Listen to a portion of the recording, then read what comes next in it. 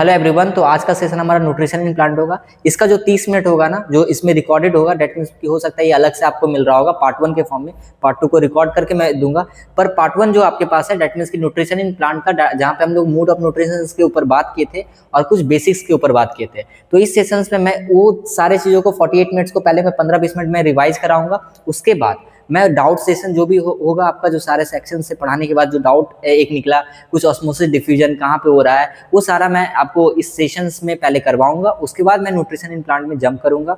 तो वेट करो पार्ट 2 का। ये न्यूट्रिशन इन प्लांट से पहले ये रिवीजन का है और कुछ इंपॉर्टेंट कॉन्सेप्ट और डाउट के रिलेटेड है। और न्यूट्रिशन इन प्लांट को हो सकता है मैं इसमें मर्ज भी कर दूँ। ठीक है, तो स्टार्ट करते हैं हम लोग सेशंस के साथ। सबसे पहले हम लोग करेंगे क्या कि ये सारे करते हैं कि हम लोग एक क्विक रिवीजन ले लेते हैं कि जो हम लोग सेशन 1 में पढ़े थे, दैट मीन्स की लाइफ प्रोसेस का।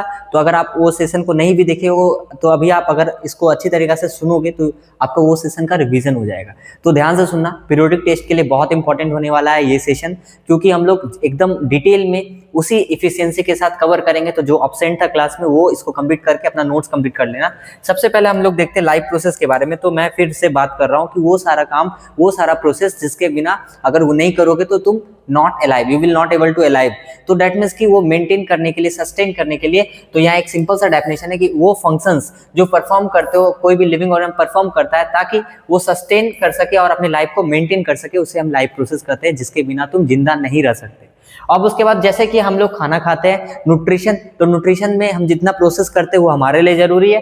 रिस्पिरेशन, खाना खाएं, खाना से एनर्जी बनेगा। उसके बाद ट्रांसपोर्टेशन, जो एनर्जी बना है वो सारे सेल्स के पास तो भी पहुंचना चाहिए ना, फूड को तो सारे जगह पे ट्रांसपोर्ट होना चाहिए। एक्सक्रीशन, ऐसा सब्सटेंस जो तुम्हारे बॉडी में अनडाइजेस्टेड है उसको बॉडी से निकलेगा।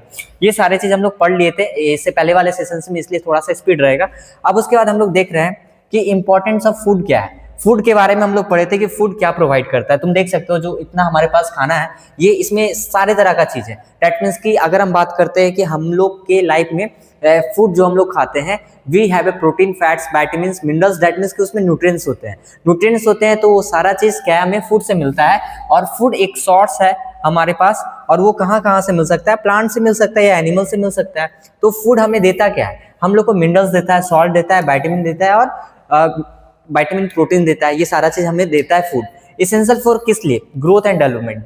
ठीक है, क्यों जरूरी है, ताकि हमारा ग्रोथ हो सके और डेवलपमेंट हो सके। फिर हम लोग ने बात किया था इससे पहले वाला लेक्चर में, न्यूट्रिएंट्स होता क्या है। तो न्यूट्रिएंट्स ऐसा सब्सटेंस होता है जो हमें फूड से मिलता है, जो हमें एनर्जी दे सकता है। ये हम लोग देखे थे। न्यूट्रिएंट्स कहाँ यूज होता है, ताकि हमारा टिश्यूज और ऑर्गन का क्या हो सके, सिंथेसिस हो सके। क्या हो सके, हमारा टिश्यूज और ऑर्गन का सिंथेसिस हो सके। ये हम लोग न्यूट्रिएंट्स में देख लिए थे। फिर हम लोग देखे थे कि मूवमेंट्स का क्राइटेरिया, हर एक जो अभी हम हाथ हिला रहे हैं ना, तो ये हमारा मूवमेंट्स है। पर अगर हम तुम्हारे पास आके और हम हाथ हिला रहे हैं, दैट मीन्स कि दिस इज लोकोमोशन। तो जितने भी मूवमेंट्स होते हैं वो सारे लोकोमोशन नहीं हो सकते, पर सारे लोकोमोशंस मूवमेंट हो सकते हैं। तो मैंने ये क्लास में बताया था कि मूवमेंट्स आर इंपॉर्टेंट, डिसाइड कि कुछ अलाइव है। जो मूवमेंट्स होते हैं स्लो होते हैं।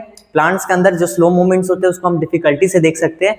कुछ फास्ट मूवमेंट होते हैं जिसको हम एनिमल्स के अंदर इजिली देख सकते हैं। कोई तुम्हारे सामने दौड़ के आ रहा है, एनिमल्स दौड़ के जा रहा है, तो तुम उस मूवमेंट को फास्ट इजिली देख सकते हो। ठीक है, तो ये सेशंस को अगर डिटेल में देखना है ना, तो तुम पहले सेशंस को अटेंड करो 45 मिनट्स का। अदरवाइज तुम क्लास अच्छे से किए हो तो तुमको सारा चीज अच्छी तरीके से समझ में आ रहा होगा, क्योंकि थोड़ा सा फास्ट मैं डेटा को रिवाइज करा रहा हूँ, रिकॉल करा रहा हूँ। जैसे ही मैं फिर न्यूट्रिशन इन प्लांट्स में जंप करूंगा, क्योंकि वो मेन टॉपिक है हमारा पीरियोडिक टेस्ट के लिए और मंथली टेस्ट के लिए भी। तो हमारे पास पॉइंट है कि एनिमल, प्लांट और ह्यूमन, कोई भी जो ऑर्गेनिजम्स है वो डिफरेंट टाइप्स ऑफ मूवमेंट दिखाता है। जैसे कि अभी तुम्हारे पास एक डायग्राम होगा, तुम देख सकते हो कि इसमें हमारे पास कोई जंप कर रहा है, कोई फ्लाई कर रहा है, चीता है तो कैसे मूव करेगा, अलग तरह का मूवमेंट दिखाएगा। ये एक्वेटिक एनिमल से अलग तरह का मूवमेंट दिखाएगा। ये हमारा फ्लाई करेगा, ये एक अलग तरह का मूवमेंट दिखाएगा। फ्रॉग एक अलग तरह का मूवमेंट दिखाएगा।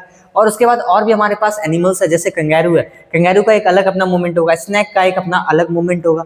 तो this all animals have different types of movement.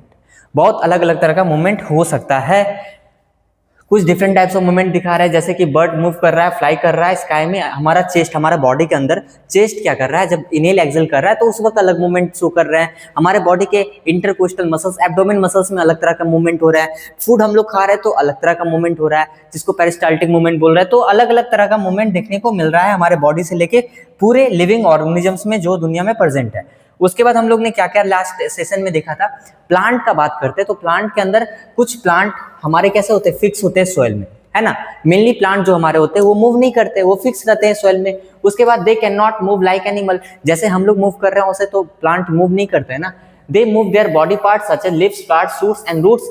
जैसे कि देखो, अगर प्लांट्स को ग्रो करना है तो रूट ग्रो करेगा, शूट ग्रो करेगा, लिप्स ग्रो करेगा, है ना। वो मूव नहीं करता है, वो क्या, उसका मूवमेंट जो शो होता है वो एक तरह का ग्रोथ ही है ना। जैसे लिप्स ग्रो कर रहा है, शूट ग्रो कर रहा है, रूट ग्रो कर रहा है। उसके बाद हम लोग ने एक इसके ऊपर भी बात किया था, जो आप कंट्रोल एंड कोऑर्डिनेशन में अच्छी तरीके से ट्रॉपिक मूवमेंट के बारे में पढ़ोगे।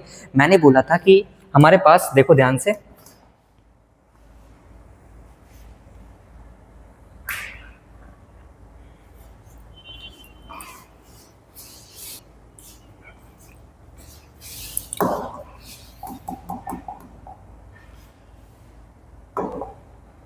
अब देखो इन प्लांट्स का बात करते हैं तो प्लांट्स में अगर जनरली देखते हैं तो प्लांट्स में मेनली जो हमारे पास प्लांट्स में जनरली फिक्स होते हैं। वो प्लांट्स कैसे होते हैं, फिक्स होते हैं। प्लांट जो मूव करते हैं दे कैन नॉट मूव, ठीक है, they can not move like animals.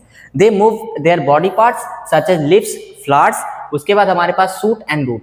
The plant part move towards the stimuli, जैसे कि सनलाइट की तरफ मूव करता है। अगर हम तुमको उससे अभी अगर हम बात करें कि हमारे पास ये प्लांट है, ठीक है, हमारे पास ये प्लांट है और ये प्लांट हमारे पास है, ध्यान से सुनना, ये प्लांट हमारे पास है। इसके पास क्या होगा, ध्यान से देखो, जैसे कि हमारे पास ये सनलाइट आ रहा है, क्या आ रहा है हमारे पास, सनलाइट आ रहा है, ठीक है। अब सनलाइट का रेज यहाँ से हमारे पास आ रहा है, ठीक है, ये ग्रीन, रेड रेड रेड, ठीक है।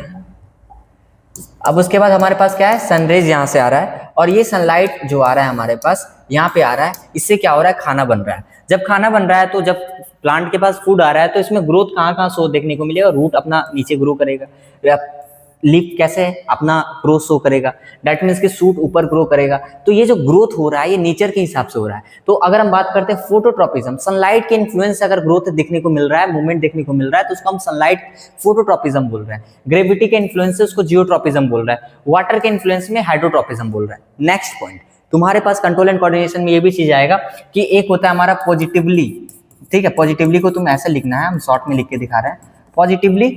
अब इसके आगे तुम पॉजिटिवली फोटोट्रॉपिज्म लगा दो, पॉजिटिवली जियोट्रॉपिज्म लगा दो या पॉजिटिवली हाइड्रोट्रॉपिज्म लगा दो।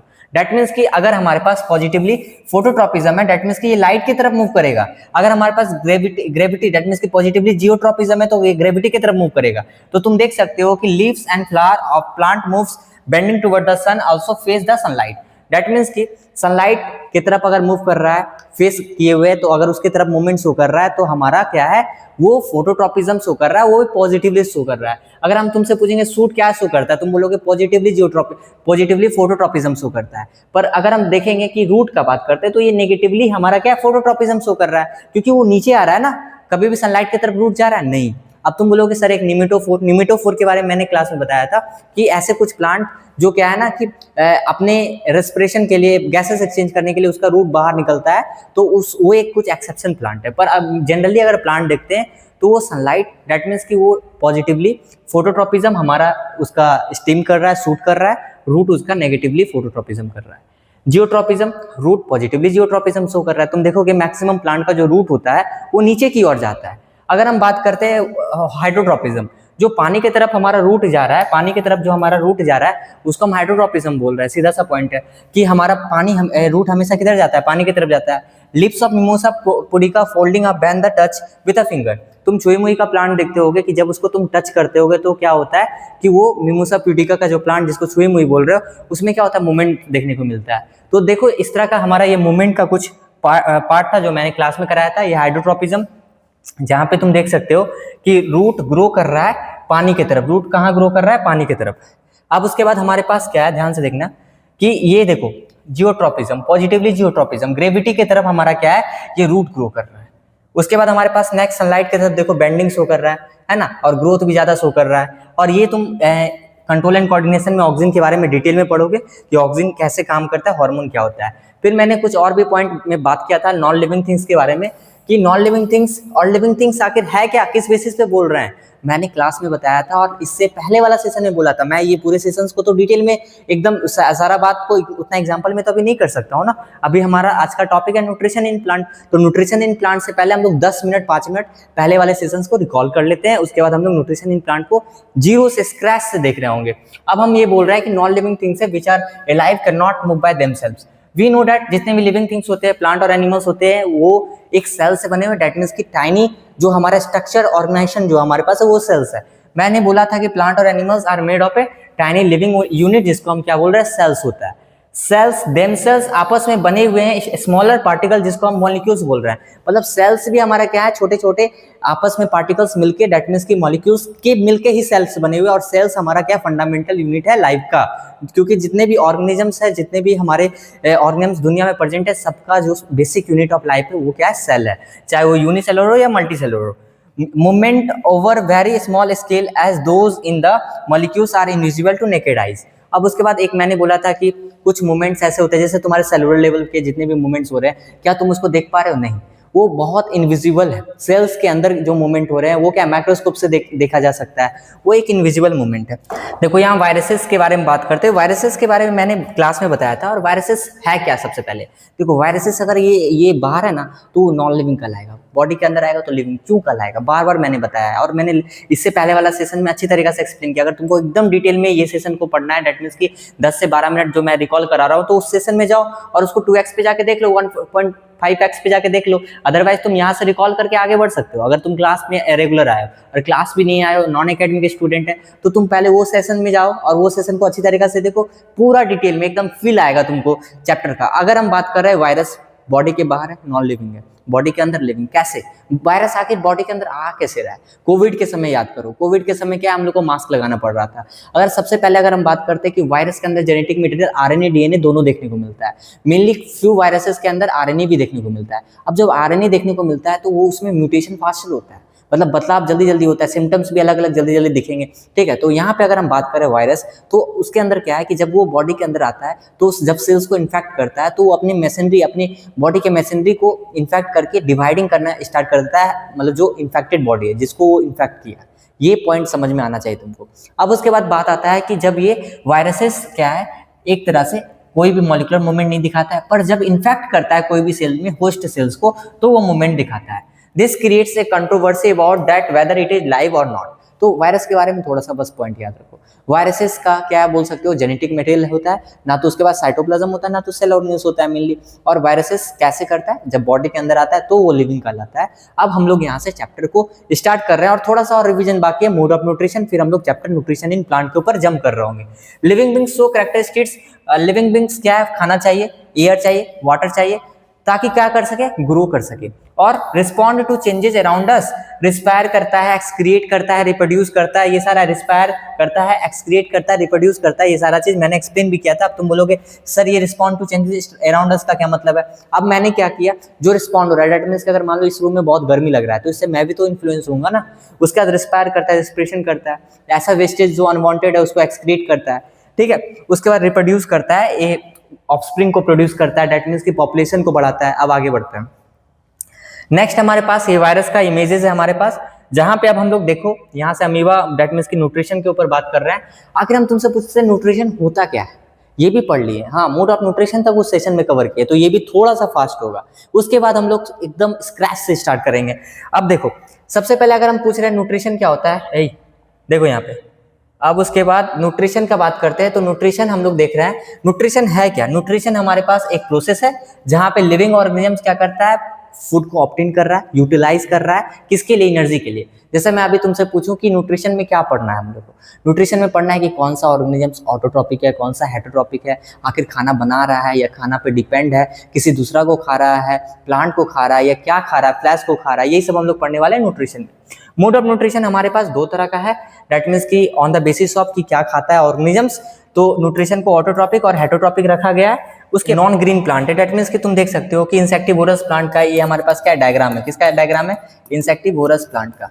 ठीक है, जिसमें से ये वाला प्लांट जो होता है जिसको हम कसकटा बोलते हैं, अमरवेल, इसमें ये नॉन ग्रीन प्लांट होता है। कैसा होता है, non green plant.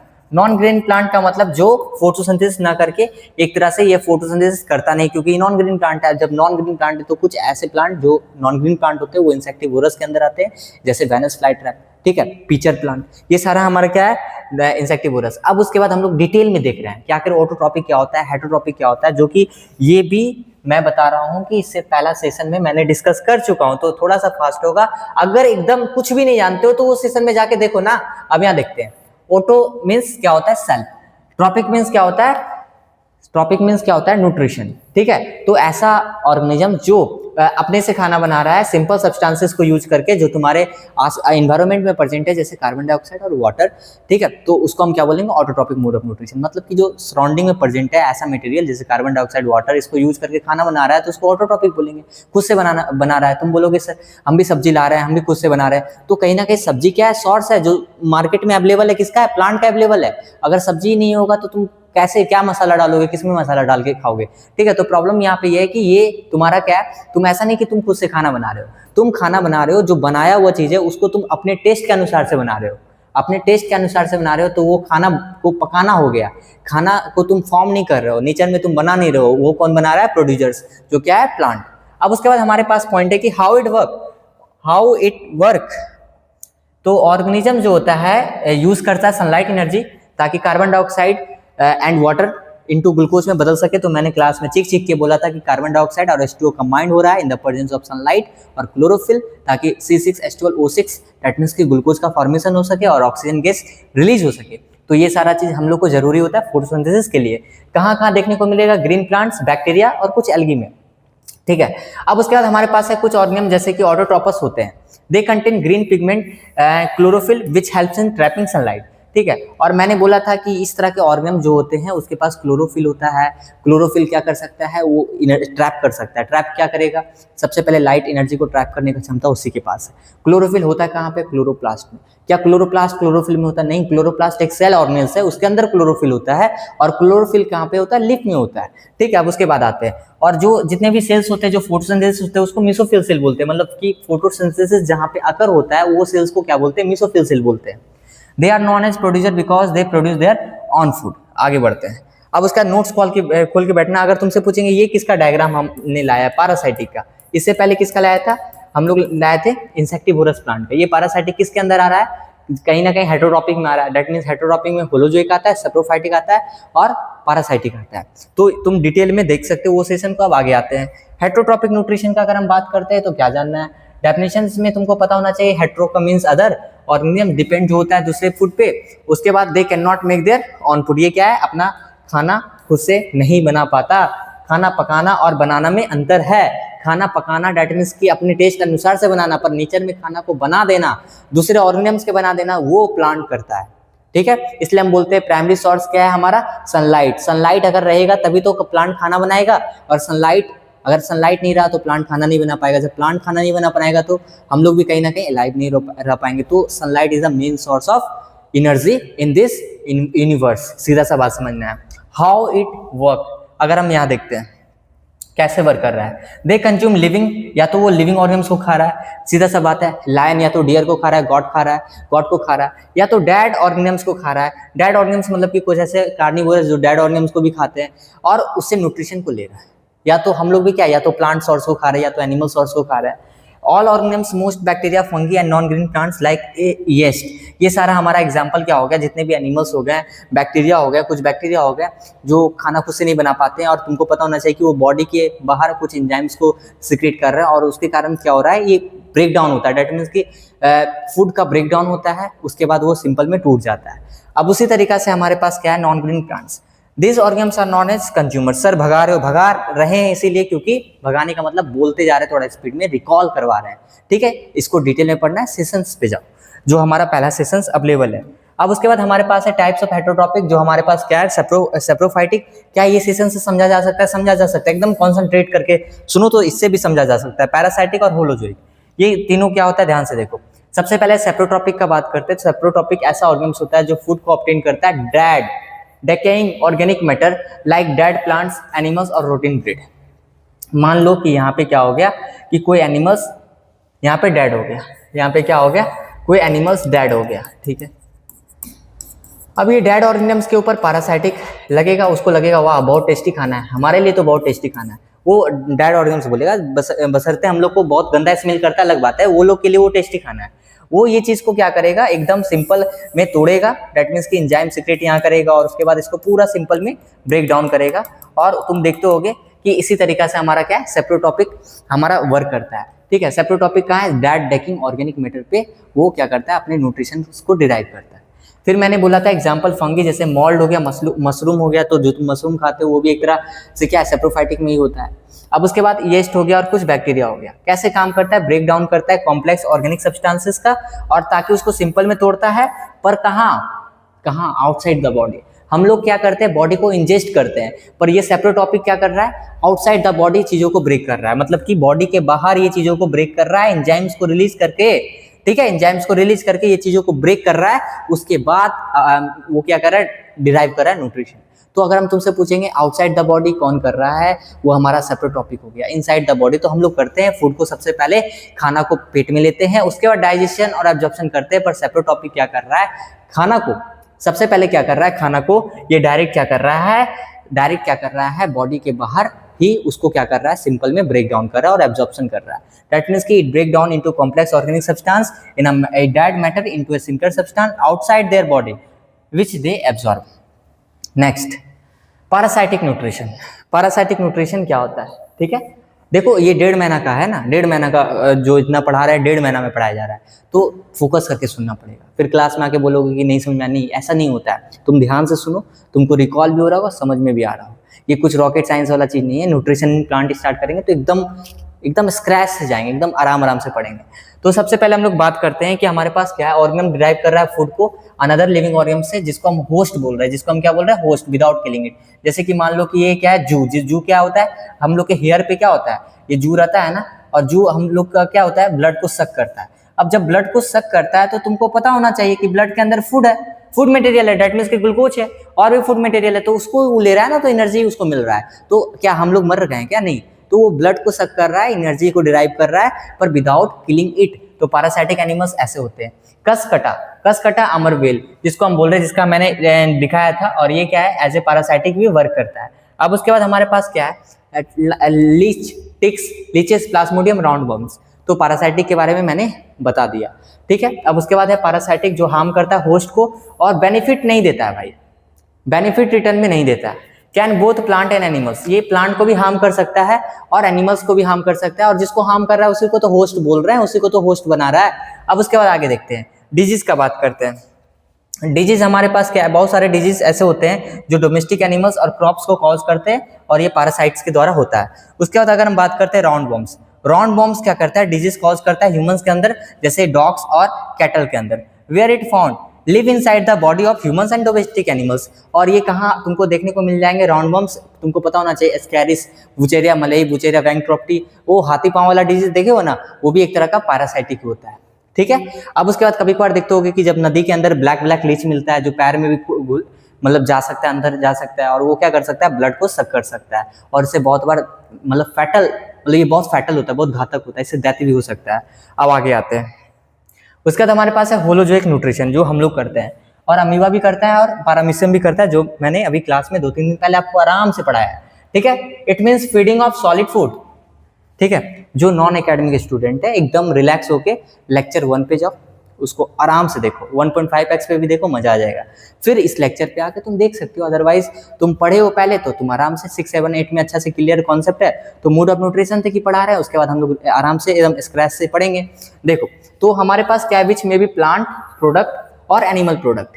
Holozoic nutrition, या तो हम प्लांट प्रोडक्ट खा रहे होंगे, या तो हम क्या खा रहे होंगे, सब्जी खा रहे होंगे, या तो कोई भी प्लांट का सोर्स का ही प्रोडक्ट खा रहे होंगे, या तो क्या कर सकते हैं कि नॉनवेज खा सकते हैं, ठीक है। तो होलोजोइक न्यूट्रिशन कौन कौन कर रहा है, एनिमल्स करते हैं। उसके बाद कौन कर रहे हैं, पैरामीशियम अमीबा, जो तुम्हारे सिलेबस में है, जो यूनिसेलुलर है, यूकैरियोटिक है, कौन सा ग्रुप में, प्रोटिस्टा में, क्या कर रहा है, वो हमारा होलोजोइक कर रहा है। एग्जाम्पल का बात करते हैं तो बहुत सारे animal including human beings take solid food into the body by the process of ingestion. हम लोग पहले इंजेशन करते हैं, फूड को इंजेशन करते हैं, इंजेशन करने के बाद उसको तोड़ते हैं, उसके ऊपर काम होता है, दैट मींस कि कॉम्प्लेक्स फूड को पहले खाते हैं। पर सेप्रोफाइटिक क्या कर रहा है, सेप्रोफाइटिक फूड को सबसे पहले एंजाइम्स रिलीज करके उसको ब्रेक डाउन कर रहा है, ब्रेक डाउन करने के बाद उसको सिंपल में कन्वर्ट कर रहा है। उसका the ingested food is digested break down into the simple substance which are further broken down into absorbed by the cells of the body. Undigested unabsorbed waste material are egested. और ऐसा waste material जो तुम्हारे body के लिए जरूरत नहीं है वो बॉडी से बाहर निकल जाएगा। अब उसके बाद आगे देखते हैं स्टैंडर्ड डेफिनेशन, तुम इसको लिख सकते हो nutrition which organism take complex organic food material into the body by the process of injection. मतलब वो न्यूट्रिशन जो ऑर्गेनिज्म ले रहा है कॉम्प्लेक्स ऑर्गेनिक फूड मटेरियल से by the process of nutrition, the ingested food is digested by the absorbed by the body cells of an organism, example human beings, animal, amoeba। फिर से समझो, ये जो ऑर्गेनिजम्स है ना वो कॉम्प्लेक्स फूड को लेगा, कॉम्प्लेक्स फूड मटेरियल को लेने के बाद क्या करेगा, ये इंजेक्शन प्रोसेस से लेता है और ये इंजेस्टेड फूड जो तुमने खाया वो एब्जॉर्ब होगा बॉडी के सेल्स के द्वारा, ऑर्गेनिजम्स के द्वारा, और जैसे ह्यूमंस, एनिमल्स, अमीबा और पैरामीशियम में भी दिखता है। अब उसके बाद यहाँ से अब हम लोग स्टार्ट करने वाले हैं आगे का टॉपिक, थोड़ा सा और बचा होगा आई थिंक, यस। देखो एक टॉपिक होता है डिफ्यूजन और ऑस्मोसिस। मेरे हिसाब से तुमको थोड़ा डिफ्यूजन और ऑस्मोसिस के बारे में पता होना चाहिए क्योंकि एक बहुत अच्छा टॉपिक है, ठीक है। डिफ्यूजन क्या होता है और ऑस्मोसिस क्या होता है, दो कलर चल रहा है, भूत आ गया इसीलिए। अब आगे आते हैं, देखो ऑस्मोसिस डिफ्यूजन। सबसे पहले देखो तो हम लोग बात करते हैं डिफ्यूजन और ऑस्मोसिस के बारे में। तो अगर देखो ध्यान से सुनना, हमारे पास जैसे ना ये सेल है, ठीक है, हमारे पास सेल है, तुमको जैसा कि पता होना चाहिए सेल के आउटर मेम्ब्रेन को प्लाज्मा मेम्ब्रेन बोलते हैं, जो नेचर में कैसा होता है, सिलेक्टिवली परमेबल होता है। कैसा होता है, सिलेक्टिवली परमेबल होता है। कैसा होता है, सिलेक्टिवली परमेबल होता है।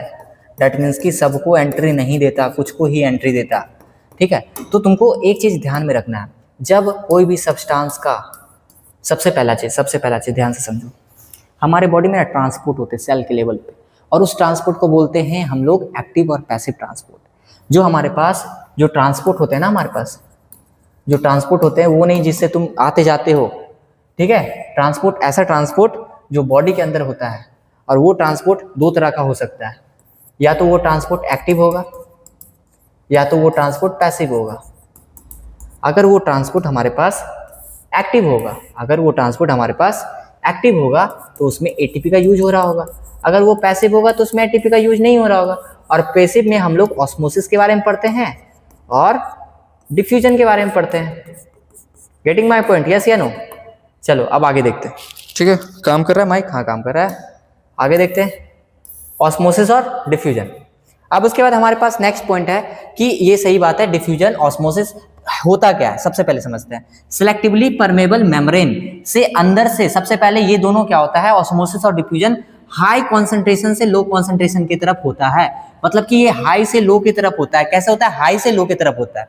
अगर हम बात कर रहे हैं कि सिलेक्टिवली परमेबल मेम्ब्रेन से अगर हमारा कोई भी मॉलिक्यूल्स का, और एक बात और याद रखना, जो ऑस्मोसिस होता है वो हमेशा लिक्विड का होता है और सॉल्वेंट का होता है। सर सॉल्वेंट क्या होता है, ध्यान से समझो। हमारे पास नेचर में एक सॉल्यूशन नाम का चीज होता है जो तुम पढ़ोगे, और ये जो सॉल्यूशन हमारे पास होता है that is two types. That means कि इसका दो कंपोनेंट है, सॉल्यूट, सॉल्वेंट। मैं तुमसे सीधा बोल रहा हूं कि सॉल्यूट क्या होता है, सॉल्वेंट क्या होता है। मैं बोलूंगा कि सॉल्यूट जो कम मात्रा में प्रेजेंट है उसको सॉल्यूट बोल रहे हैं, और जो ज्यादा मात्रा में प्रेजेंट है उसको सॉल्वेंट बोल रहे हैं। अब उसके बाद हमारे पास पॉइंट है, सॉल्यूट ये है, सॉल्वेंट ये है, ठीक है। फिर मैं बोल रहा हूं कि अगर ये जो मॉलिक्यूल्स है हाई कॉन्सेंट्रेशन में, इधर देखो लो कॉन्सेंट्रेशन में, तो ये अंदर जाएगा भाई, अंदर जाएगा। और सिलेक्टिवली प्लाज्मा मेम्ब्रेन बोले अच्छा मेरा काम का चीज है तुम अंदर आ जा।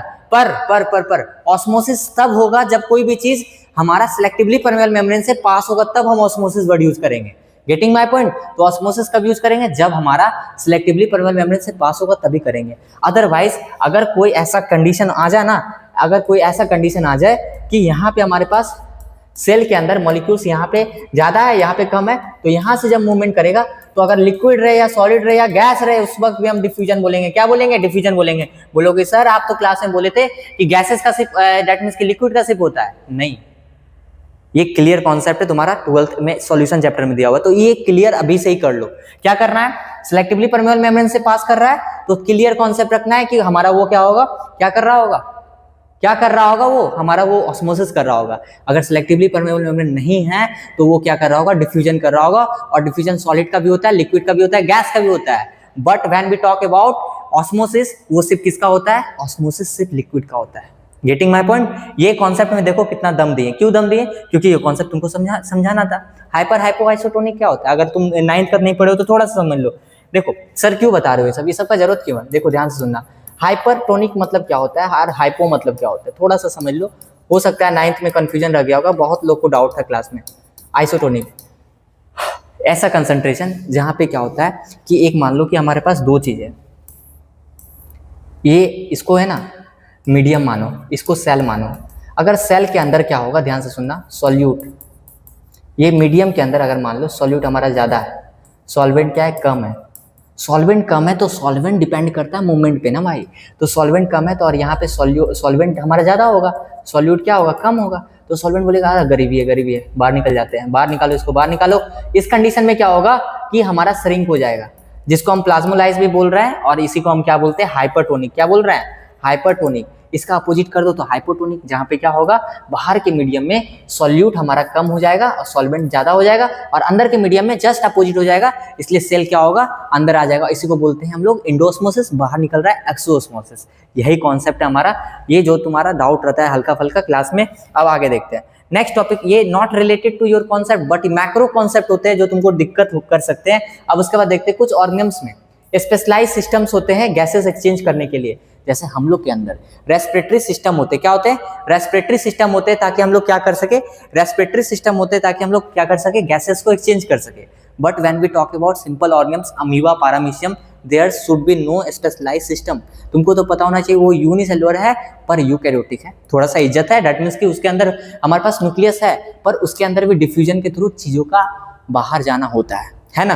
तो बट अगर हम बात करते हैं हम लोग के बॉडी में, ये एनसीईआरटी में क्वेश्चन भी है, पहला क्वेश्चन एनसीईआरटी का है, व्हाई इनसफिशिएंट होता है कि ऑक्सीजन का डिमांड डिफ्यूजन से क्यों नहीं पूरा हो सकता है, गैसेस एक्सचेंज क्यों नहीं डिफ्यूजन से हो सकता हमारा बॉडी। तो हम आंसर बोलते हैं कि आंसर यही है क्योंकि हमारा जो कॉम्प्लेक्स ऑर्गेनिम्स है उसके अंदर डिफ्यूजन पॉसिबल नहीं है। ऐसा नहीं कि नहीं हो रहा है, पर डिफ्यूजन से पूरा बॉडी का डिमांड पॉसिबल नहीं है। We have advance respiratory system ताकि गैसेस का एक्सचेंज हो सके, बट अमीबा पारामीशियम में गरीबी ज्यादा, इसके कारण से गैसेस एक्सचेंज डिफ्यूजन के माध्यम से, क्योंकि वो छोटा है, यूनिसेलुलर है और यूकैरियोटिक तो है। तो ये तुम पढ़ लेना, जहाँ पे मैंने देखा था, मैंने ये सारा सोचो डिफ्यूजन तक मैंने लास्ट सेशन में कराया था। अब मैं यहाँ से न्यूट्रिशन इन प्लांट स्टार्ट कर रहा हूँ। तो लोअर ऑर्गेनिम्स में गैसेस एक्सचेंज जो हो रहा है, जो गैसेस एक्सचेंज हो रहा है, गैसेस एक्सचेंज हो रहा है वो हो कैसे रहा है, diffusion, because their cells are direct contact with the environment. In case of multicellular organisms gases exchange जो हो रहा है वो हमारा हो रहा है स्पेशलाइज सिस्टम के थ्रू। कैसे हो रहा है, specialise system, because all the cells are not direct contact with the environment. Diffusion is too slow process to fulfil the oxygen demand. जो मैंने अभी बोला वो मैंने लिखा है, अभी तुम देख सकते हो इसको। अब उसके बाद हमारे पास क्राइटेरिया क्या है भाई, कोई भी चीज लिविंग है किस बेसिस पे लिविंग बोल सकते हैं। तो तुमको तो पता होना चाहिए कि कुछ डिफाइनिंग फीचर होते हैं पर कुछ क्राइटेरिया होते हैं लिविंग के। डिफाइनिंग फीचर मतलब कि ये डिफाइनिंग फीचर है कि अगर देखने को मिल रहा है ना तो वो लिविंग पक्का है। मेटाबॉलिज्म, मूवमेंट, ठीक है, मूवमेंट हो गया, ये सारा क्या डिफाइनिंग फीचर है, ठीक है। अब उसके बाद आगे देखते हैं, movement, respiration, sensitivity, growth, reproduction, excretion, nutrition, ये सब क्या है, ये सब क्राइटेरिया है कि कोई भी चीज लिविंग होगा। अब उसके बाद हम लोग बात करते हैं रॉ मटेरियल क्या ऑर्गेनिम्स यूज करता है, खाना क्या यूज करता है। जैसे प्लांट क्या यूज कर रहा है, प्लांट तो यूज कर रहा है तुम्हारा oxygen, carbon dioxide, water, sunlight, ठीक है। उसी तरीका से हम लोग क्या यूज कर रहे हैं, खाना खा रहे हैं भाई, खाना खा रहे हैं, पानी पी रहे हैं, ऑक्सीजन से सांस ले रहे हैं, इसके माध्यम से क्या हो रहा है, हम लोग के बॉडी में मेंटेनेंस हो रहा है, रिपेयर हो रहा है, बॉडी का डैमेज का रिपेयर हो रहा है। तो ये एक रिवीजन सेशन था जो यहाँ से खत्म होता है। अगर ये सिर्फ सेशन आएगा तो यहीं तक आएगा रिवीजन के लिए, रिवीजन जहाँ से तुम मूड ऑफ न्यूट्रिशन कर सकते हो।